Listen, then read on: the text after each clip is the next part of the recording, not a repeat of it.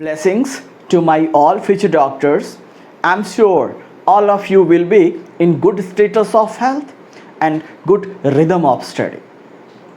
आज हम लोग स्टार्ट करेंगे न्यू यूनिट और न्यू चैप्टर जो कि हमारे क्लास 12 का यूनिट 8 है। बहुत इंपॉर्टेंट यूनिट है, या यूँ कहिए कि इसके जो शुरू के फर्स्ट चैप्टर हैं और सेकंड चैप्टर हैं वो बहुत ज़्यादा इंपॉर्टेंट है। आज का जो यूनिट है हमारा उसका नाम है बायोलॉजी इन ह्यूमन वेलफेयर, यानी मानव के कल्याण के लिए जो बायोलॉजी है वो कहाँ कहाँ और कितना उपयोगी है वो हम देखेंगे इसमें। अच्छा, इस यूनिट से हम लोगों को कितने मार्क्स का क्वेश्चन पूछा जाएगा वो थोड़ा एक बार देख लेते हैं। यानी इस यूनिट का chapter wise weightage of marks में बता देता हूं आपको, सो दैट कि हमें ये अंदाजा मिल जाए कि किस चैप्टर पे हमें ज़्यादा फोकस करना है ना। इसलिए अगर हम बोर्ड की बात करें बेटा, तो बोर्ड में इस यूनिट से टोटल 14 मार्क्स के क्वेश्चन पूछे जाएंगे, ठीक है, ओके। और जो नीट नामक प्रोटीन है आप लोग के लिए 4 अल्फ़ाबेट का, इसमें हम लोगों को पूछा जाएगा टोटल 32 मार्क्स का क्वेश्चन। इसको मैं अभी बताऊंगा जोड़ करके, है ना। बोर्ड में 14 मार्क्स का और नीट में 32 मार्क्स का इस यूनिट से पूछा जाएगा। अब सवाल उठता है कि इस यूनिट में हम लोगों को कितने चैप्टर्स पढ़ने हैं। तो इसमें बेटा जी हम लोग को 3 चैप्टर पढ़ना है।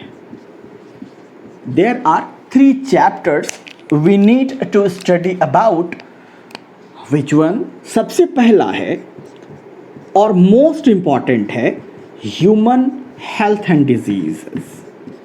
ह्यूमन हेल्थ एंड डिजीजेस, ये हमारा सबसे पहला चैप्टर है इस यूनिट का, और सबसे ज़्यादा इंपॉर्टेंट भी है इस यूनिट का ये चैप्टर। दूसरा, स्ट्रैटेजीज फॉर इन्हांसमेंट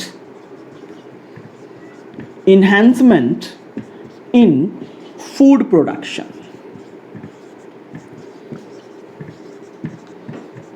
अच्छा, और जो सबसे लास्ट चैप्टर है इस यूनिट का वो है माइक्रोब्स इन ह्यूमन वेलफेयर।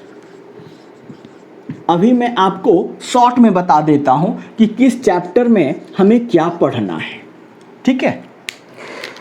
इस चैप्टर में ह्यूमन हेल्थ एंड डिजीज ये बहुत इंपॉर्टेंट है हमारे दोनों पॉइंट ऑफ व्यू से। ये chapter human health and diseases, इस चैप्टर में हम स्टार्ट करेंगे हेल्थ से। आज हम ये चैप्टर स्टार्ट करने जा रहे हैं, बहुत इंटरेस्टिंग चैप्टर है।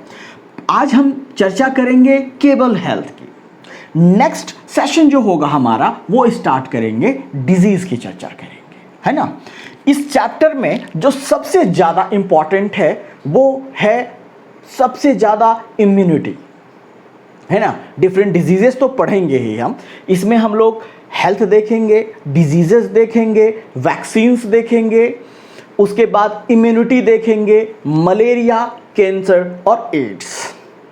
बहुत इंपॉर्टेंट और इंटरेस्टिंग चैप्टर होगा ये हमारे लिए। अच्छा, इसमें इस चैप्टर में क्या पढ़ेंगे बेटा? Strategies for enhancement in food production. जब आप रिप्रोडक्टिव हेल्थ में पॉपुलेशन की बात कर रहे थे, तो अब आपसे अच्छा कौन जान सकता है कि अभी जो हमारा इंडिया का पॉपुलेशन है वो कितने परसेंट और किस कदर एक्सप्लोसिवली इंक्रीज कर रहा है। तो क्या सभी को फूड मिल रहा है? क्या कोई भूखा नहीं सो रहा है? और अगर सो रहा है भूखा, तो क्या ऐसे कौन कौन से स्ट्रैटेजीज बनाएंगे हम जो कि उसका प्रोडक्शन इंक्रीज हो जाए, फूड का प्रोडक्शन इंक्रीज हो जाए और हर इंडियन पीपल को फूड मिलता रहे। और थर्ड और लास्ट चैप्टर जो होगा बेटे इस यूनिट का, इस चैप्टर में आप माइक्रो ऑर्गेनिज्म के बैड साइड को देखेंगे। लेकिन इस चैप्टर में आप माइक्रो ऑर्गेनिजम्स के गुड साइड को देखेंगे। यानी यहां आकर के आपको माइक्रोब से दोस्ती हो जाएगी। आपको यकीन नहीं होगा कि क्या माइक्रोब्स यानी माइक्रो ऑर्गेनिज्म भी हमारे कल्याण के लिए उपयोगी साबित हो सकता है। Yes of course. अच्छा, अब मार्क्स की बात।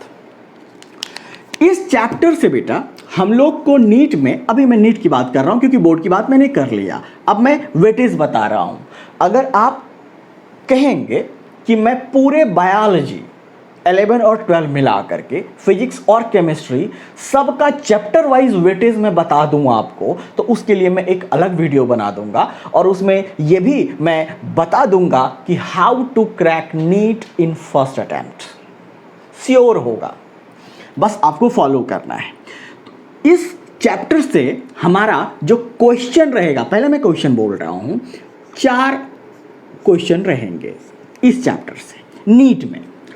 इस चैप्टर से नीट में 3 क्वेश्चन रहेंगे। इस चैप्टर से नीट में 1 क्वेश्चन रहेगा। जाहिर है आप जानते हो कि ईच क्वेश्चन कैरीज 4 मार्क्स, तो यहां हमें टोटल मार्क्स 16 के लिए प्रिपेयर करना है, यहां हमें टोटल मार्क्स 12 के लिए प्रिपेयर करना है और यहां हमें टोटल मार्क्स 4 के लिए प्रिपेयर करना है। और अगर आप इसको पूरा जोड़ेंगे तो आपका आ जाएगा 32। 6 2 8 4 12, 12 का 2 बाकी 1, 1 1 2 1 3 32। इसीलिए मैंने यहां लिख दिया था 32 मार्क्स। यानी आज जो हम स्टार्ट करने जा रहे हैं चैप्टर, यानी अगर आप कहें तो हम 4 क्वेश्चन के लिए पढ़ने जा रहे हैं, प्रिपेयर करने जा रहे हैं, या 16 अंकों मार्क्स के लिए प्रिपेयर करने जा रहे हैं। ठीक है, तो ये था आपका वेटेज ऑफ मार्क्स या marking scheme in board as well as in NEET. अब हम स्टार्ट करते हैं very first chapter, human health and diseases. So let's begin with very first chapter of unit 8, human health and diseases. आज हम लोग जो main चर्चा करेंगे बेटा वो हेल्थ के बारे में करेंगे। तो अब सवाल उठता है कि आखिर हेल्थ है क्या?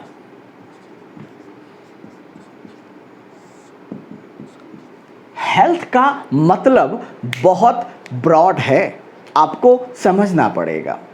हेल्थ का डेफिनेशन अब क्या है, इसको जानने और समझने के पहले हम थोड़ा सा इसके एंशिएंट थियरी की बात कर लेते हैं। यानी पुराने, यानी जब बायोलॉजी स्टार्ट हुआ था तब हेल्थ को क्या डेफिनेशन दिया गया था। तो उस समय कौन कौन, एक ग्रीक फिजिशियन जिनका नाम आप सभी बखूबी जानते होंगे, जिनका नाम है हिप्पोक्रेट्स, जिनका नाम है हिप्पोक्रेट्स, एंड इंडियन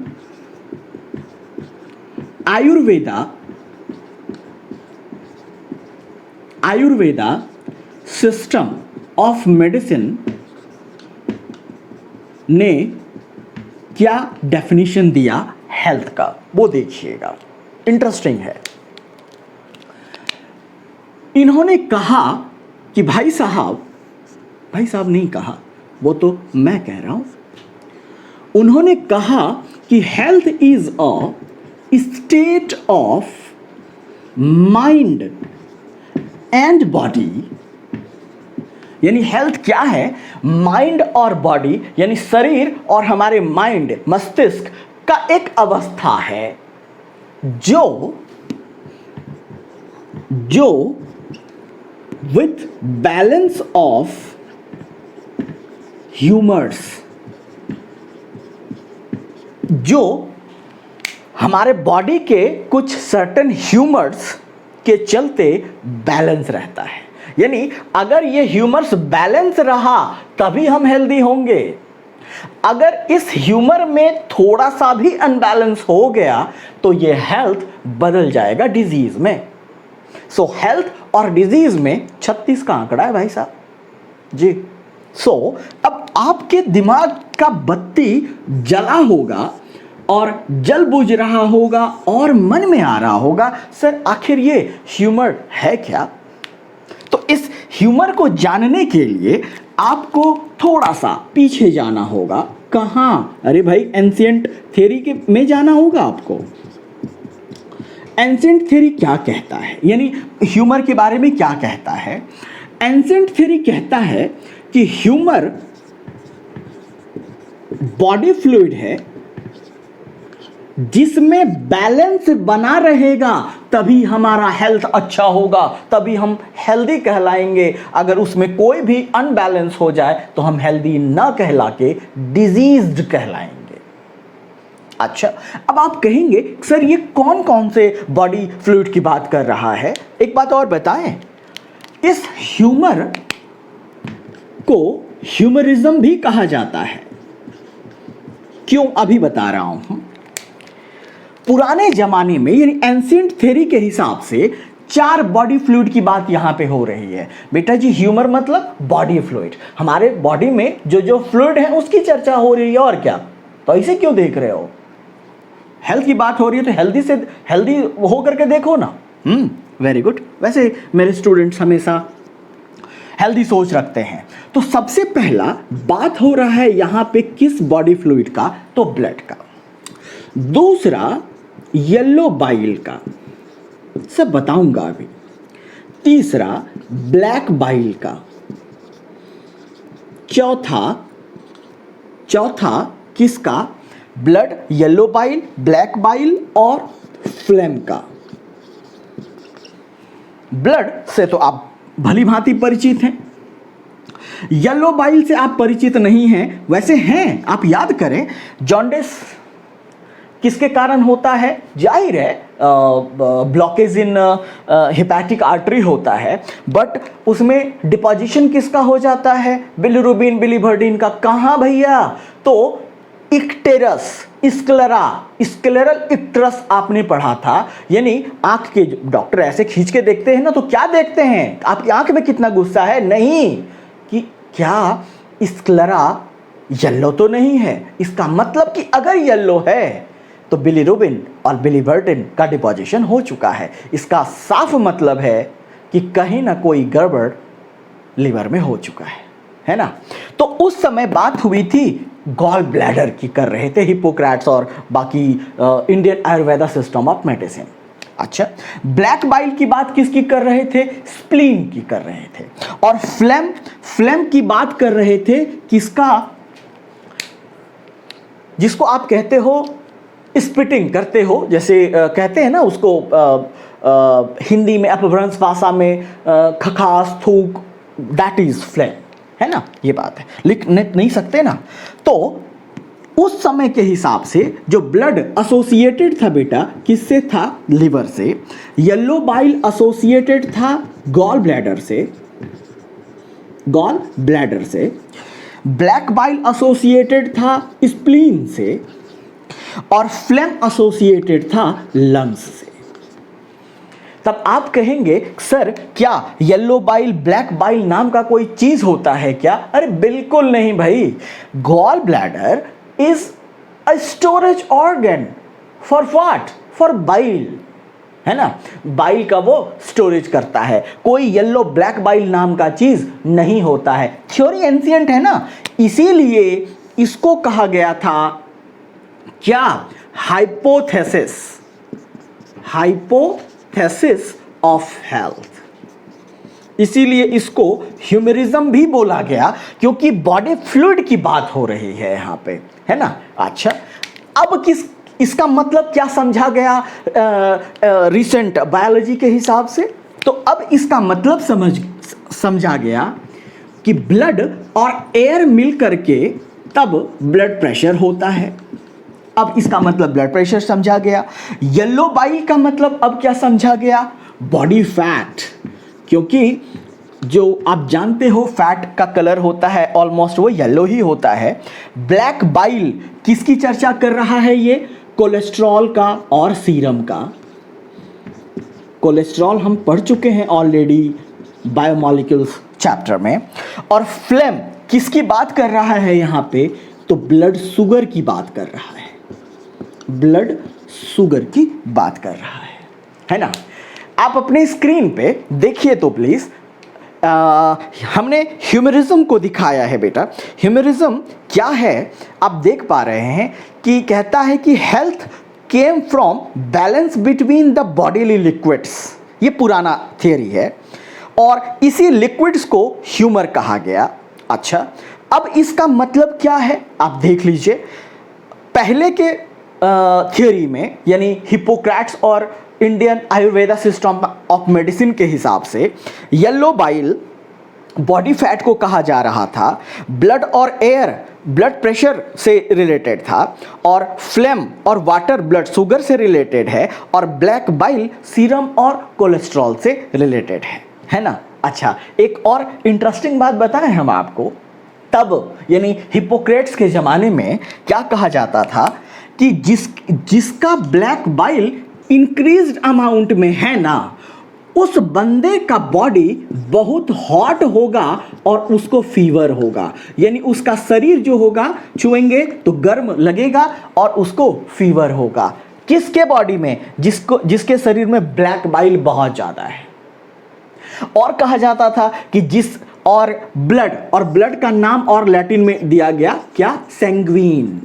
इसको सैंग्विन भी बोलते हैं, ब्लड को हम लोग सैंग्विन भी बोलते हैं, है ना? ये आपने देखा कि हाइपोथेसिस ऑफ हेल्थ था। ये मतलब हेल्थ के बारे में जो मतलब जिसका कोई बेस नहीं था, आधार नहीं था, या यूँ कहिए कि जो कि थियरी नहीं बन पाया, ये हाइपोथेसिस यानी जिसका कोई प्रूफ ना हो उसको हाइपोथेसिस बोलते हैं, और जब प्रूफ हो जाता है, साइंटिस्ट के द्वारा दिया जाता है, तो उसको थियरी बोलते हैं। अच्छा, अब इसको गलत किसने किया?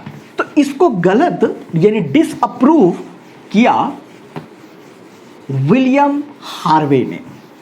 आप याद करें क्लास 11 में जब हम लोग ब्लड सर्कुलेशन पढ़ रहे थे, तो एक साइंटिस्ट थे जिनका नाम था विलियम हार्वे, और विलियम हार्वे हैज डिस्कवर्ड क्या? Blood circulation.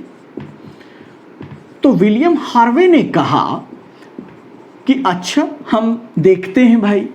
तो विलियम हार्वे ने जब ब्लड सर्कुलेशन डिस्कवर किया, फिर इन्होंने इसके एक्सपेरिमेंटल मेथड से और थर्मामीटर से पता किया कि नहीं भाई, ये कोई गुड ह्यूमर बैड ह्यूमर नामक कोई चीज़ नहीं होता। ऐसा नहीं है कि जिसके बॉडी में ब्लैक बाइल यानी सीरम और कोलेस्ट्रॉल ज़्यादा होगा उसका बॉडी जो है फीवरिश या हॉट रहेगा, ऐसा नहीं हुआ। फिर ऐसा नहीं होता है। तो विलियम हार्वे ने गुड ह्यूमर और बैड ह्यूमर, ब्लैक बाइल, इन सब को डिसअप्रूव कर दिया। अच्छा, अब बात आता है कि आखिर आज के दौर में जो हेल्थ की परिभाषा है वो क्या है? तो आज के दौर में जो हेल्थ की परिभाषा है बेटा, वो क्या कहता है? WHO क्या कहता है वो अभी बताऊंगा। कहता है कि mind influences our immune system through neural and endocrine system.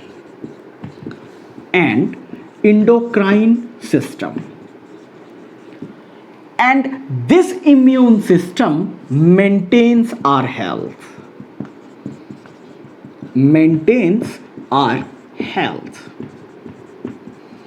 है ना? ये आज की परिभाषा है, ये WHO की परिभाषा नहीं है। अभी उस पर आते हैं। क्या कहता है बेटा कि हमारा जो माइंड है ना, वो हमारे इम्यून सिस्टम को इन्फ्लुएंस करता है। किसकी मदद से? तो न्यूरल कंट्रोल यानी मोटर कंट्रोल और इंडोक्राइन यानी हार्मोनल कंट्रोल के द्वारा। और अगर उसमें बैलेंस बना रहता है तो हमारा इम्यून सिस्टम ठीक होता है, और अगर हमारा इम्यून सिस्टम ठीक होता है तो हम हेल्दी कहे जाते हैं, है ना? अब बात करते हैं कि आखिर WHO क्या कहता है हमारे हेल्थ के डेफिनेशन के बारे में। तो अकॉर्डिंग टू WHO, और इन्होंने ये डेफिनेशन हमें 1948 में दिया था, इन्होंने कहा, WHO ने, वर्ल्ड हेल्थ ऑर्गेनाइजेशन ने, कि health is a state of complete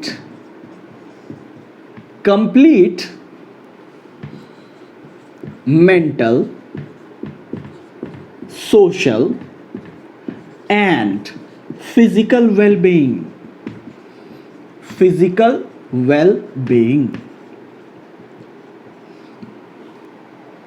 किन्होंने कहा? WHO ने कहा कि अगर कोई पर्सन कंप्लीट मेंटली, सोशली और फिजिकली वेल है तभी उसको हम हेल्दी इंडिविजुअल कह सकते हैं। ओके, अब कहने का मतलब है, WHO ने यह भी कहा कि इसका मतलब ये नहीं है कि किसी बंदे के शरीर में, किसी इंडिविजुअल के शरीर में एब्सेंस ऑफ डिजीज है, यानी डिजीज नहीं है, या फिर यूं कहिए कि वो फिजिकली फिट है तो वो हेल्दी है। Exactly not. अगर किसी इंडिविजुअल के शरीर में, बॉडी में डिजीज नहीं है तो क्या वो हेल्दी है? कोई जरूरी नहीं है। क्या पता डिजीज ना हो लेकिन सोशली वेलबींग ना हो तो वो हेल्दी नहीं कहलाएगा, है ना। और फिजिकली खूब 6 फीट का हट्टा कट्टा जवान है और जा करके उधम मचाता है समाज में, जा करके ए चौधरी बाहर कहां से, is he healthy? No.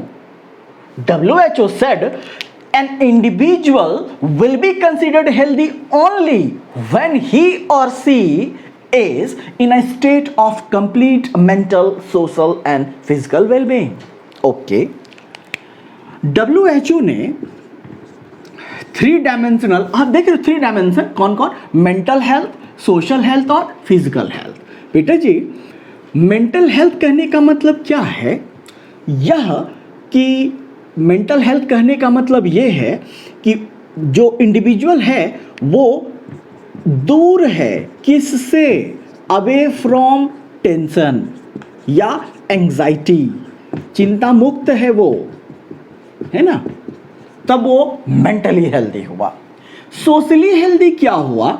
Socially healthy कि उनका जो इंटरेक्शन है इंडिविजुअल का, वो अपने नेबर के साथ, अपने फ्रेंड के साथ बहुत अच्छा है, हैप्पी फैमिली है भाई, सोशली। और फिजिकली किसको? मतलब कि all body organs are functioning well, है ना, फंक्शनिंग वेल, तब इसको बोलेंगे हम लोग फिजिकली हेल्थी। यानी तीनों परिपेक्ष को मिला दीजिए, अगर कोई इंडिविजुअल वेल बीइंग है तीनों ही डायमेंशन से, तब हम उसको एक हेल्दी इंडिविजुअल कह सकते हैं। वैसे recent biology suggested one more dimension, that is spiritual health. Spiritual health कहने का मतलब आप देखते हैं कि कोई भी धर्म के इंडिविजुअल हों, वो पूजा करते हैं, चाहे वो मंदिर, मस्जिद या गुरुद्वारा जाकर के पूजा करते हैं, तो वो कितना अपने आप को फिट और उनमें कितने आत्मविश्वास जगता है, उसको स्पिरिचुअल हेल्थ बोला जाता है ना। ये बात था किसके द्वारा? WHO के द्वारा कहा गया।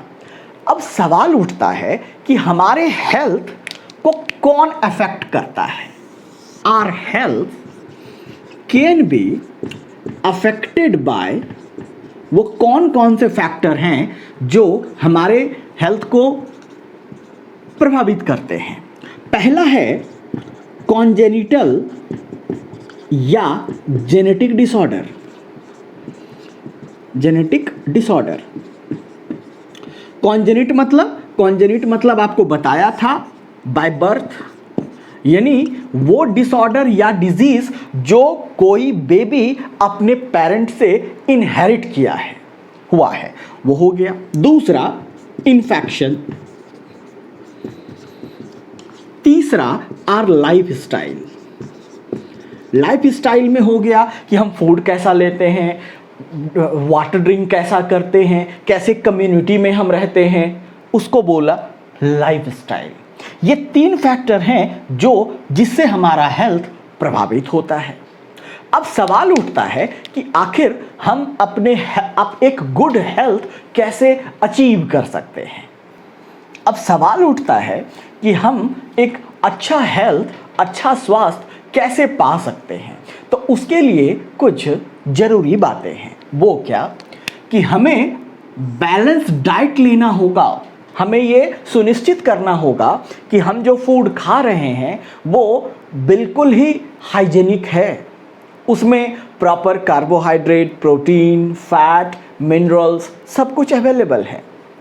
दूसरा क्लीन ड्रिंकिंग वाटर, हम ये अश्योर करेंगे कि हम जो पानी पी रहे हैं वो बिल्कुल ही क्लीन है, फ्री माइक्रो ऑर्गेनिजम्स फ्री है वो।